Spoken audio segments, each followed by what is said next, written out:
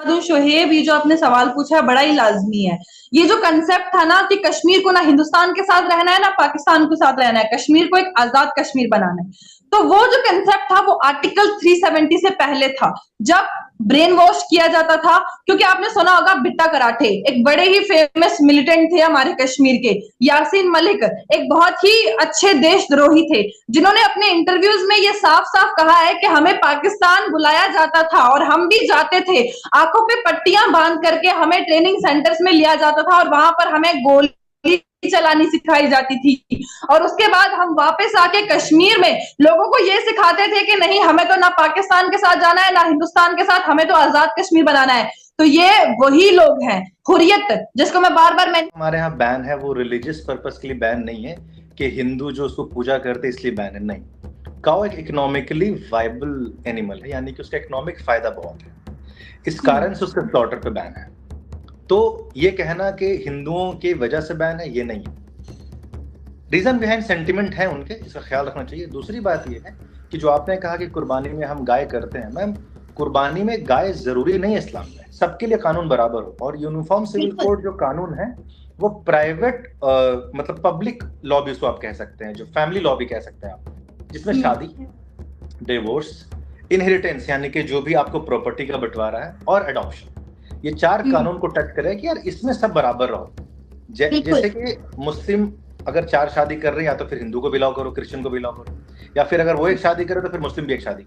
हिंदू धर्म जो है मुतल्लक करने की कोशिश की जा रही है, और उनसे एक उनकी मुस्लिम कम्युनिटी की जो एक शनाख्त है, जो उनके राइट हैं, उनको छीनने की कोशिश की जा रही है। तो एज अ इंडियन मुस्लिम आप इस पर क्या कहेंगे? मैम देखिए, कस्टम में तो कोई चेंज नहीं होने वाला है। ये थोड़ी हो कि भाई हिंदू मुसलमान जो फेरे लेके शादी करेंगे, नहीं, वो तो निकाह से करेगा शादी। हिंदू जो अपना फेरे शादी, कस्टम में चेंज नहीं होने वाला कुछ, है ना, सिविल कोड है ये, so it will not affect your custom. The religion identity आपसे नहीं छीन रहा। इंडिया में वन नेशन वन पॉलिसी हो ही नहीं सकता। उसका रीजन क्या है कि हमारे पास स्टेट भी है और सेंटर भी है। हमारे पास सेंटर लिस्ट भी है, यूनियन लिस्ट जिसको कहते हैं, स्टेट लिस्ट भी है, और कंकरेंट लिस्ट भी है।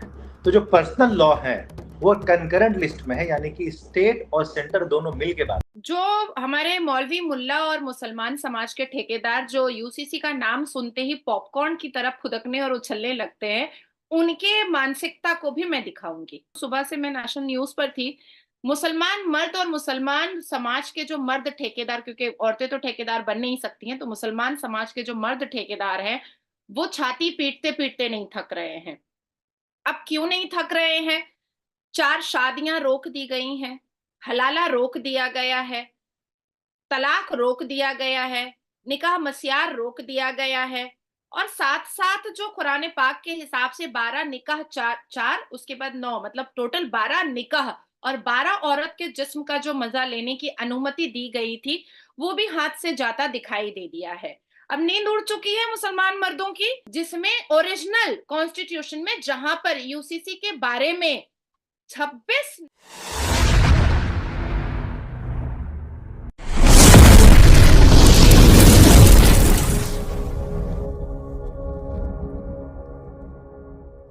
नवंबर 1949 को ही लिख दिया गया था। ये कोई नया नहीं है यूसीसी, यूसीसी बहुत पुराना है। ये देखिए पेज नंबर 18, ठीक है, ये वही किताब है जो मैंने अभी आपको दिखाई। पेज नंबर 18, जो कोई भी भारत का संविधान अपने पास रखता है वो खोल सकता है इस नंबर को। Page number 18, 44, article 44, uniform civil code for the citizens, the state shall endeavour to secure for the citizen a uniform civil code throughout the territory of India.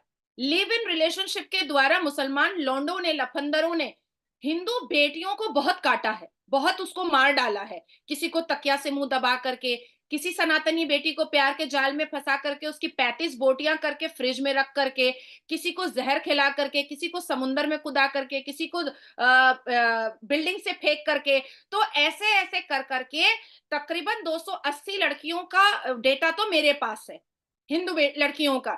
Even हमारे भारत के अंदर जिहाद के नाम पर बलात्कार भी होता है। बलात्कार भी होता है और जिसको हमने अपनी अपनी नंगी आंखों से देखा है अभी कि आप जब बात करती हैं कि भाई इस तरीके से बलात्कार किया जाता है, इस तरीके से ये सब चीजें गलत जो काम किए जाते हैं लड़कियों के साथ, चाहे इंडिया में या इंटरनेशनल लेवल पे, आप कहीं ना कहीं टारगेट या आप कहती हैं कि भाई मुसलमानों की तरफ से किया जाता है। आपको नहीं लगता कि अच्छे बुरे लोग तो हर मजहब में मौजूद होते हैं? ये मेरा एक सवाल है। मतलब ऐसा तो नहीं है कि भाई जितना भी इंडिया में कुछ बलात्कार हो रहा है, रेप हो रहा है, जितना भी पाकिस्तान में हो रहा है, कनाडा में हो रहा है, वो सब मुसलमान कर रहे हैं? ये तो पॉसिबल ही नहीं है। अब कई लोग कह रहे हैं कि भाई यूसीसी आएगा तो हमारा इस्लाम खतरे में आ जाएगा, हमारा शरिया खतरे में आ जाएगा। भाई क्यों उछल रहे हो मेंढक की तरह, क्यों फुदक रहे हो मेंढक की तरह? मैं पूछना चाहती हूँ चीखने और चिल्लाने वाले मुसलमानों से कि संविधान को मानते हो या नहीं मानते हो, और अगर नहीं मानते हो टिकट टू सीरिया और टिकट टू पाकिस्तान हैं कि क्या है यूनिफॉर्म सिविल कोड, क्योंकि काफी ज्यादा चर्चा में भी है और हमें सजेस्ट भी किया जा रहा है। तो चलिए देखते हैं वीडियो। लेकिन इससे पहले इस वीडियो के चैनल का ओरिजिनल लिंक आपको हमारी वीडियो के डिस्क्रिप्शन में मिल जाएगा। सब्सक्राइब करें, लाइक करें, शेयर करें, फॉलो करें इनके चैनल को। उसके में व्लॉग चैनल लिंक, इंस्टाग्राम का लिंक भी हमारी वीडियो के डिस्क्रिप्शन में मिल जाएगा। सब्सक्राइब करें, लाइक करें, शेयर करें, फॉलो तो चलिए करें। देख लेते हैं ये वीडियो। दोस्तों 2019 में कश्मीर में धारा 370 हटी, 2024 में राम मंदिर भी बन जाएगा और ऐसा लगता है कि 2024 के चुनाव से पहले देश में यूनिफॉर्म सिविल कोड भी इंप्लीमेंट हो जाएगा। एक ऐसा कानून जिसका देश को 75 साल से इंतजार था, एक ऐसा कानून जिसके आने के बाद हिंदू, मुस्लिम, सिख, ईसाई, लड़का लड़की सबको बराबर के राइट्स मिल जाए। खासकर एक सेक्शन की लड़कियों और औरतों के साथ हो रही ज्यादती हमेशा हमेशा के लिए खत्म हो जाएगी। कायदे से यूनिफॉर्म सिविल कोड आने की खुशी में सबको खुश होना चाहिए था, नाच नाच कर अपने घुंघरू तोड़ लेने चाहिए थे, मगर घुंघरू तोड़ना तो दूर, इसकी सुगबुगाहट होते ही एक वर्ग ने अपनी चूड़ियां तोड़ दी। वो ऐसे तड़प रहा है मानो किसी ने उसे गर्म तवे पर बिठा दिया, वो ऐसे बौरा रहा है मानो दूध बोलकर किसी ने फिनाइल पिला दी, वो ऐसे चिल्ला रहा है जैसे पालक की सब्जी बोलकर किसी ने उसे डाई वाली मेहंदी खिला दी। तो क्या है यूनिफॉर्म सिविल कोड और उसके आने के बाद क्या क्या बदल जाएगा और क्यों कुछ लोग उसके आने की बात सुनकर गरम पॉपकॉर्न की तरह फुदकने लगे? आइए आज के पंतंत्र में हम इसी पर बात करते हैं। वीडियो पसंद आए तो अपने दोस्तों से इसे जरूर शेयर करिएगा और चैनल को भी सब्सक्राइब करिएगा। शुरू करिए। नमस्कार दोस्तों, आप देख रहे हैं पंतंत्र, मैं हूं रौनक। तो दोस्तों कॉमन सिविल कोड क्या है और इतने वक्त से उसकी डिमांड क्यों की जा रही थी? इससे पहले कि मैं इस बात पर आऊं, मैं आपको थोड़ा पीछे लिए चलता हूं।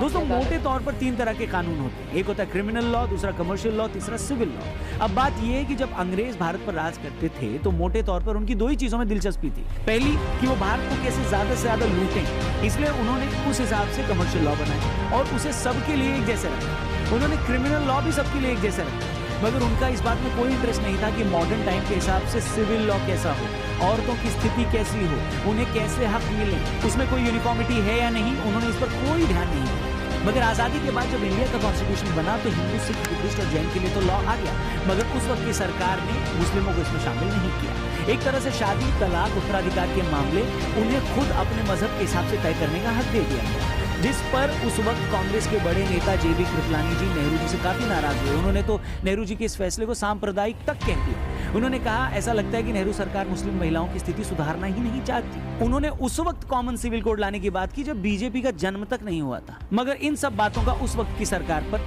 कोई फर्क नहीं पड़ा। फिर शाबानो केस हुआ, तब भी सुप्रीम कोर्ट ने पर्सनल लॉ के खिलाफ जाकर एक फैसला लिया, मगर अगेन राजीव गांधी जी की सरकार ने सुप्रीम कोर्ट के फैसले को ही पलट दिया।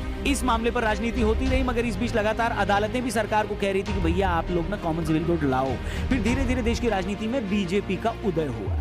बीजेपी ने कश्मीर से धारा 370 हटाने, अयोध्या में राम मंदिर बनाने के अलावा इस मुद्दे को भी अपना कोर मुद्दा बनाया और अब ऐसा लगता है कि इतने सालों बाद आखिरकार यूनिफॉर्म सिविल कोड आ ही जाएगा।